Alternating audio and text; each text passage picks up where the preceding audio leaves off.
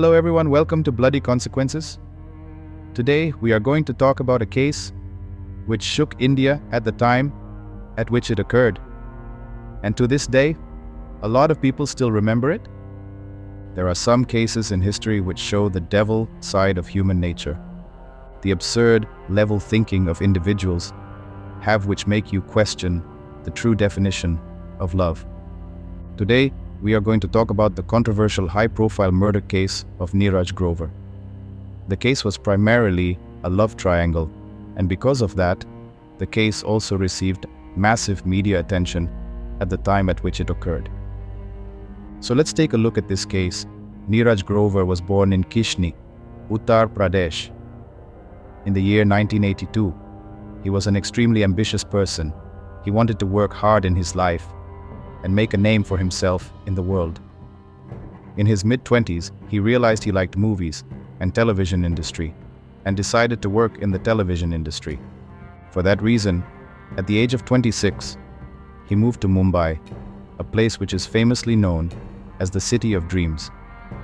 After searching for work in a short period of time, he got good work and was working as creative executive director in the Indian version of the show Are You Smarter Than a Fifth Grader? The show was hosted by the Indian superstar Shah Rukh Khan, and huge number of celebrities were also invited to come on the show. The show was a great success and was also a successful venture for Neeraj. Because of the success of the show, he got more work and started to work on other projects as well. Everything was going fine in his life until he met a girl named Maria Susairaj. She was a Kannada actress who had done some movies earlier, but she was interested in working in Hindi movies and shows, as that would have provided her more fame and money. She came to audition on new projects which were primarily taken by Neeraj. After the auditions, Neeraj and Maria remained in contact. After few meetings, both Neeraj and Maria started admiring each other, and both became very close friends. Maria was not getting any work, but it was Neeraj who gave her the surety that he will help her in getting the work.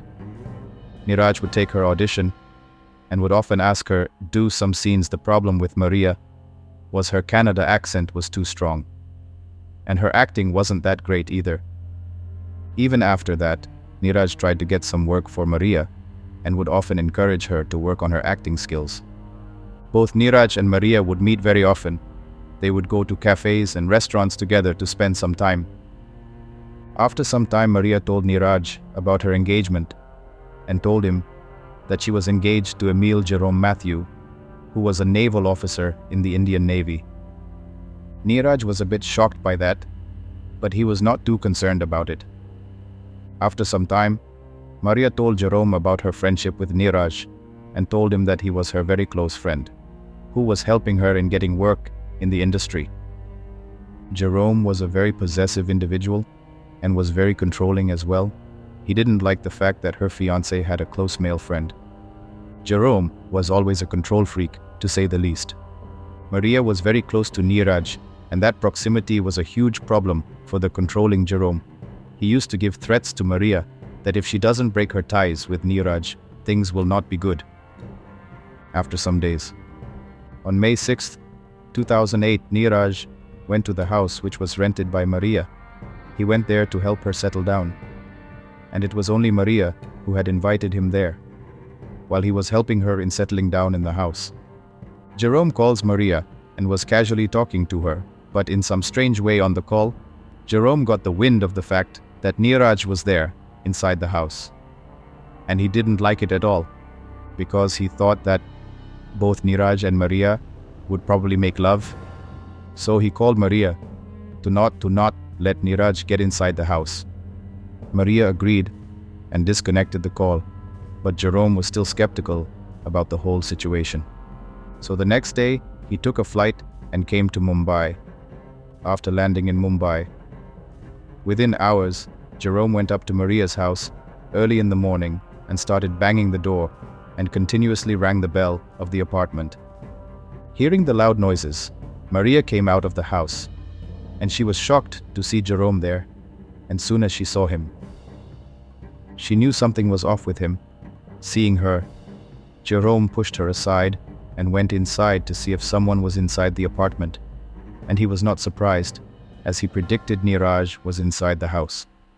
Seeing him there, Jerome went bonkers, and he started shouting at Neeraj and asked him, "What are you doing here? You are not supposed to be inside this apartment." Neeraj started shouting at him, and both went back and forth. Within minutes, the verbal spat turned into a fist fight, where both the men were willing to kill each other. When Maria tried to intervene, they would push her away. The fight had escalated to a massive extent. None of the men were willing to let go. While the brawl was going on, Jerome saw a knife that was kept near to him. He got hold of that knife and started stabbing Neeraj in a mad manner. After all the attacks, Neeraj died on the spot. Few seconds later, Jerome realized that in his anger, he just killed a man. After a few minutes, Jerome and Maria started to think that what can they do now? Because a man had been murdered in their house. The reality started kicking in Jerome's head. He now wanted to get rid of the body of Neeraj. He knew that he will go to jail if the cops find out about Neeraj's murder. Both Maria and Jerome decided that they want to live their future life ahead peacefully and don't want to go to jail, as their career and life will be over if Neeraj's body is found. Both decided mutually to get rid of the body of Neeraj Grover. Both of them waited till the morning to let the shops open in the market, outside and around 10 a.m. Jerome and Maria went out to get some plastic bags, bed sheets, duffel bags, and big knife. Their plans were vicious to say the least. They brought them all home, and what happened next was something that can only be called as an act of devil. They started cutting Neeraj's body into a number of pieces. It was reported by news channels that they both had cut Neeraj's body into around 300 pieces in total. Both Jerome and Maria started cutting the body parts of Neeraj left, right, center, and cut him into small pieces. After that, both of them took all of Neeraj's body pieces and put them into the bags they had brought from the market. Then they kept that bag aside and started cleaning the apartment to make sure that all the evidences of the murder get vanished.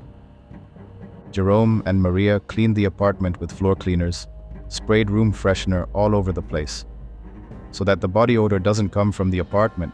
After cleaning the place, their main concern was to get rid of all the bags in which the body parts of Neeraj were kept.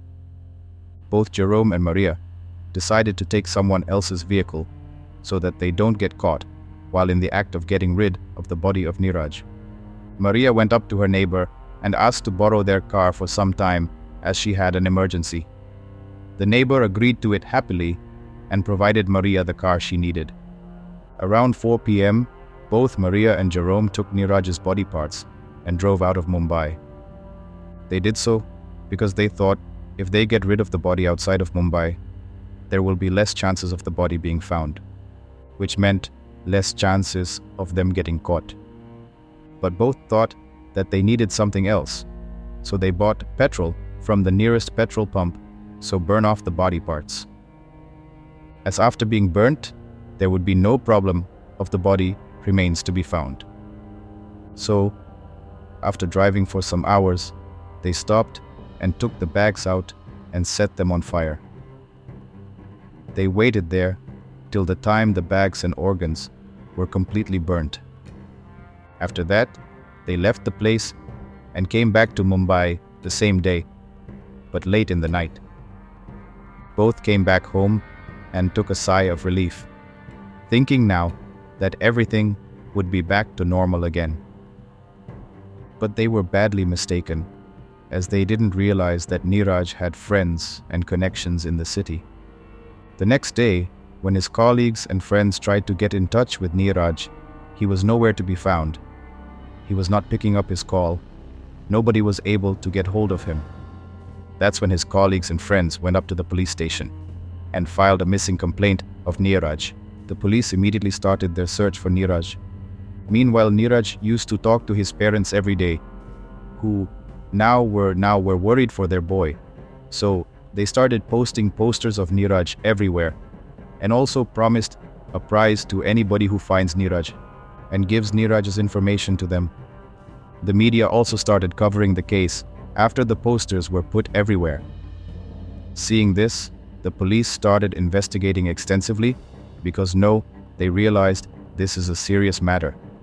The police went to Neeraj's friends and colleagues and asked them about the last time they saw Neeraj and if there was something unusual about him in the recent days. The colleagues said that they saw Neeraj a few days ago in the office itself, and there was nothing unusual about him. The friends said that they would meet Neeraj almost every day, and the last time they saw him, he looked absolutely normal to them. The police asked if Neeraj had a girlfriend. Everybody denied, but the friends said that Maria was very close to Neeraj. And one of the friends said that the last conversation he had with Neeraj, in that Neeraj told him that he was going to Maria's place to help her settle down. But after a few hours, when he tried to call Neeraj, Maria picked up the call and said that Neeraj had forgotten his phone at her place and that he has gone out somewhere. Then she immediately disconnected the call. After some days, Neeraj's friend came to Maria's place and Maria handed Neeraj's phone to his friend. Hearing this, the police now wanted to talk to Maria in person, as she was the prime suspect in the case now. But before meeting her in person, the police wanted more proof, so they checked Maria's and Neeraj's phone location and call records. And they found their phone locations to be exactly at the same place and in the same house. Then, with the help of call records, they found that there were a lot of calls and text messages exchanged between the two individuals. But there was something more shocking. The police saw that Maria had 1,000 calls from one particular number in a span of few days. And that number belonged to Jerome. After collecting all the evidence, the police arrested Maria and started questioning her. They accused Maria of murdering Neeraj, but Maria declined all the allegations and said that Neeraj did come to her house, but left after some time in a hush, and in the midst of it, he left his phone behind at her house. The police were confused about Maria, but still suspected her.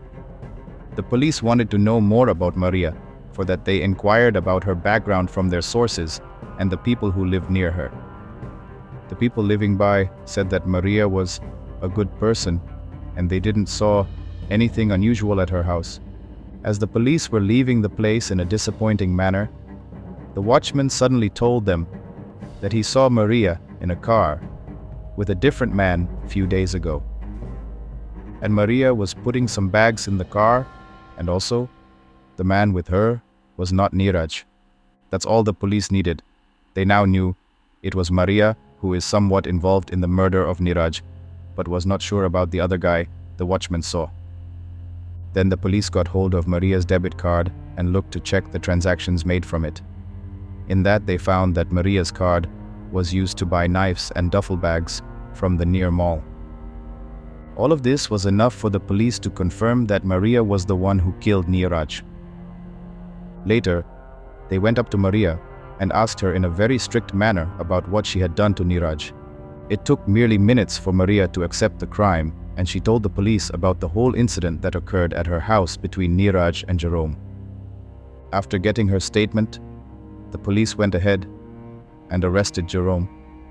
The trial started of the two lovers, and it went on for years. The family of Neeraj wanted justice for their son, and everyone who knew about the case wanted justice for Neeraj as well. It was the month of July in the year 2011. The verdict came out, the verdict which shocked everybody. Emile Jerome Matthew was sentenced to 10 years of imprisonment, while Maria was not charged for murder, but was charged for destructing the evidence of the murder. And she was sentenced to 3 years of imprisonment. The verdict was not welcomed by the people of the country, and also Neeraj's friends and family were not satisfied with Maria's punishment. But that's the way it was. Jerome went to the prison for 10 years, while Maria went there for 3 years. To this day, it is regarded as one of the most shocking verdicts in Indian law history. After years of it occurring, Some people feel that Neeraj got justice, while some still don't believe that. Well, it's up to, to think whether Neeraj Grover got justice or not. But no doubt it can definitely be said that a hard-working man who could have gone to great heights in his career lost his life in the name of love. And that too, in a very gruesome manner. That would be all. Everyone, thank you for your time. And don't forget to like and subscribe to my channel for more thrilling videos.